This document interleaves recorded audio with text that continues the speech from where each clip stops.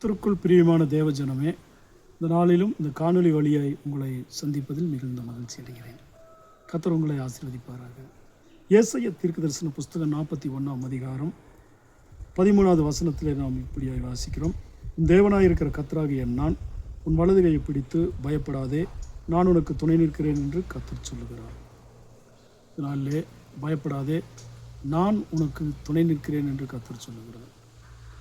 அநேகருடைய வாழ்க்கையில் ஏதோ ஒரு காரியத்தை குறித்து பயத்தோடு நடுக்கத்தோடு இருக்கிறதை நாம் பார்க்கிறோம்.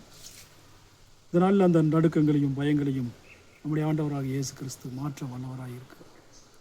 அவர் எல்லா பயங்களுக்கும் நீங்களாக்கி நம்மை விடுவிக்கிற தேவனாய் இருக்கிறார். ஆகவே தான் கர்த்தர் சொல்லுகிறார், பயப்படாதே, நான் உன் வலது கையை பிடித்து உனக்கு துணை நிற்கிறேன் என்று சொல்லி ஆண்டவர் சொல்லுகிறார். நாம் அவருடைய வலது கரத்தை பிடித்திருந்தால் ஏதோ ஒரு சூழ்நிலைகள் வரும்போது, பிரச்சனைகள் வரும்போது, நெருக்கங்கள் வரும்போது நாம் கையை விட்டு விடுவோம். ஆனால் அவர் நமது கரத்தை பிடித்து வழி நடத்தினார். அவர் ஒரு நாளும் நம்மை கைவிடவே மாட்டார். நான் மோசேவோடு இருந்தது போல உன்னோடும் இருக்கிறேன், நான் உன்னை விட்டு விலகுவதில்லை, உன்னை கைவிடுவதில்லை என்று சொல்லி கர்த்தர் வலதுகையை பிடித்து ஒவ்வொரு நாளும் கண்ணின் மணியை போல நடத்த வல்லவராக இருக்கிறார். ஆகவே நீங்கள் எந்த சூழ்நிலை குறித்தும் பயப்படாதீர்கள். கர்த்தர் நம்மோடு இருக்கிறார், அவர் கைவிடவே மாட்டார். ஜெபிப்போம்.